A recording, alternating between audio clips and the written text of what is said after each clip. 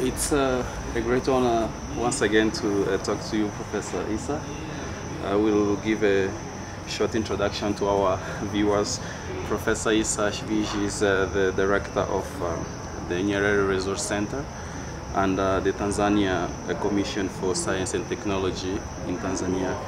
And he used to be a professor of law at University of Tanzania. That's correct, yes. He's one of the greatest Pan-Africanists in this continent. You are here in Harare for the Agrarian South Training Institute, the first edition, and your first lecture was about the trajectories of accumulation in Africa, and you spoke about the three main phases.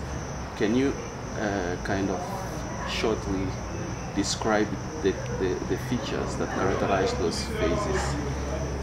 Yes, my argument was that if you want to understand both historically and contemporary our problems, including agrarian issues, then we really have to trace the process of accumulation, because accumulation is at the heart of the capitalist process of production.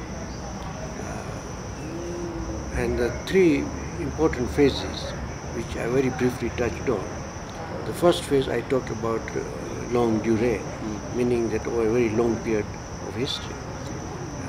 You know that the African continent came under the control of the centers for development of capitalism in the 15th century, when Vasco da Gama rounded the Cape of Good Hope, and what Panikkar calls the pre-Vasco da Gama phase, was a very different phase.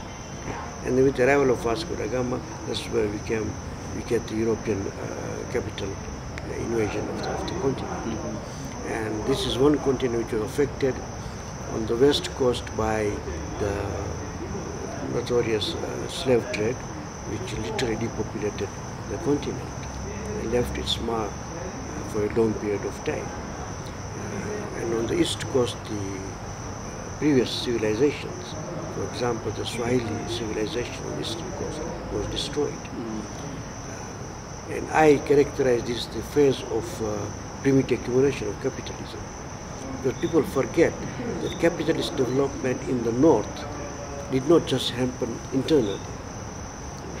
It is usually presented as if this was an internal process.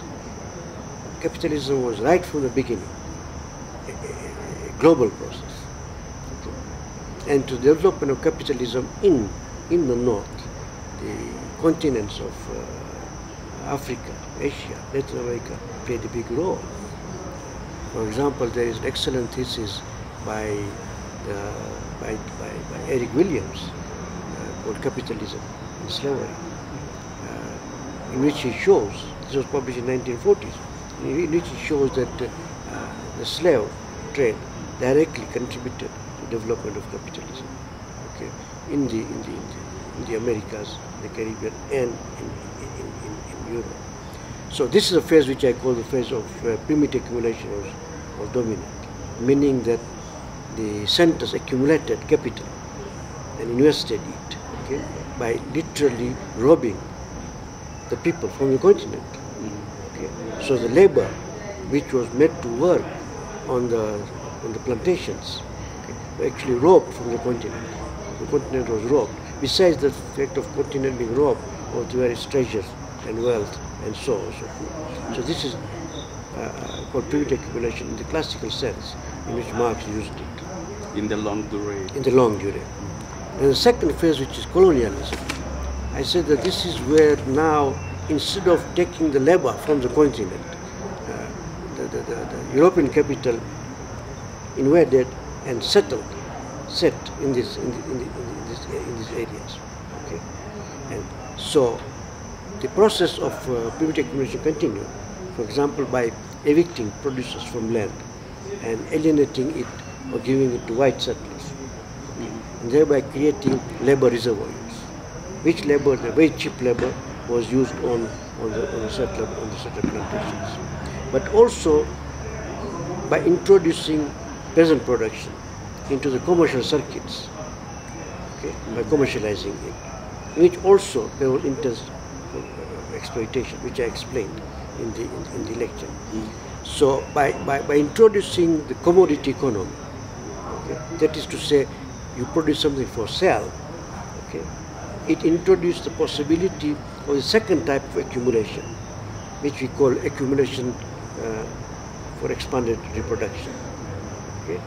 And even in this, there was intense exploitation, and my argument was that the central feature of primitive accumulation is that it cuts into the necessary consumption of the producer. That the producer is not even given enough to be able to survive and reproduce in a human way. Okay, so surplus is produced for capital by the producer, okay, by cutting into necessary consumption. So I said that primitive accumulation is not something which happened originally, historically, and stopped. No, it continues. It continues throughout the development of capitalism. So we find that under colonialism also it continued, and it was dominant. My argument was that these two forms of accumulation, to which correspond two forms of extraction of surplus. Okay. To primitive accumulation corresponds expropriation of surplus. To expanded reproduction corresponds appropriation of surplus. Okay. Our intention and characterizing or finding out which form is dominant helps us to characterize their social formation and their struggles. Of course, this is talking in abstract, theoretical, but ultimately when you do that, what you are talking about, you are talking about real life struggles of social classes, groups, and so on and so forth. Then I argued that under post-colonialism, after independence of many of these countries, what various policy measures which were taken, and different names, we call them socialist or capitalist or mixed economy and so on. The idea was to make accumulation by expanded reproduction dominant. Okay. So one can actually show how they try to do this by raising wages, by stopping migrant labor, and so on and so forth. But it did not quite succeed. And then came the onslaught of neoliberalism, which is the current junction. Which is the current period, and the first one I would characterize as the nationalist period, and neoliberalism. Primitive again becomes dominant, but now we find that new forms of primitive accumulation, and I give many examples these days. Okay, for financialization, for instance, okay, how you privatize the public sector, how do you commodify what used to be public goods or social goods, and make them commodities, which again become the terrain for more exploitation of the producer. You also mentioned that in this new or current period, there was also a proliferation of a discourse of development, yes, which you argue that it's a fallacy. Could you develop that argument? Yeah, I was arguing that during nationalist period, our discourse was on development. We need to develop. We are underdeveloped, we are undeveloped, so we need to develop. Even if you look at the United Nations language, it's the language of development. Because development economics began to become dominant after the Second World War. Okay. So the whole discourse was development, under whatever ideological levels. But with neoliberalism, the vocabulary of development was displaced. Instead, it was growth, which now becomes the dominant. Economies need to grow. And if you want to reduce poverty, there should be growth in the economy. Okay. And then you can use the growth, some argue trickle-down effect, and so on and so forth, you see, and you'll be able to reduce poverty. So growth became the main occupation.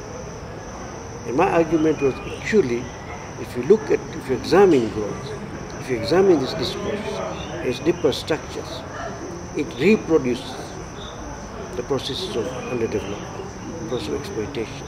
And under the growth, what has happened in our countries, there's greater inequality, and there's greater poverty, there's greater polarization of society between very small sections of wealthy people and a large mass of poor people. under neoliberalism than ever happened before. Professor Boaventura de Sousa Santos called it a permanent transition. It's a transition that never transits, which is subdeveloped countries never reach a period or a moment where they are developed.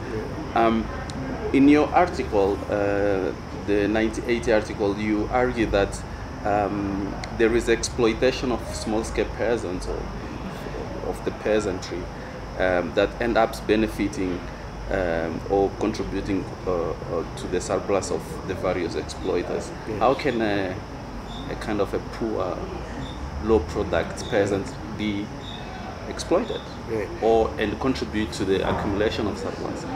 Exactly. This is 1987 article. 1997. Yeah, and I was talking specifically about the situation in Tanzania, but I will say applicable elsewhere as well. Because we were used to the European discourse, even under Marxism, which really meant that what capital does is to expropriate the producer from land and so on, and proletarianize, okay, the producer to go and work in the industries and factories and so on and so forth. But we find in our countries that process is never done in a complete sense. And in many places, capitalism preserves the peasant. So how can it be in the interest of capital to preserve peasant, the small producer of land? And I argue because that is an important form of exploitation of the peasant. Although peasantry continues to own the means of production, but the peasantry does not control the process of production, nor control the market. Because this, under imperialism, the phase we are witnessing is the phase of dominant monopoly capital. Okay. So, by being able to understand the existing situation, by critiquing the existing situation, we can get some kind of a vision, an outline of what the possible future can be. Okay. And I tried to explain this, for example, under the level of national autonomous development, where you alter and fundamentally change the logic of accumulation.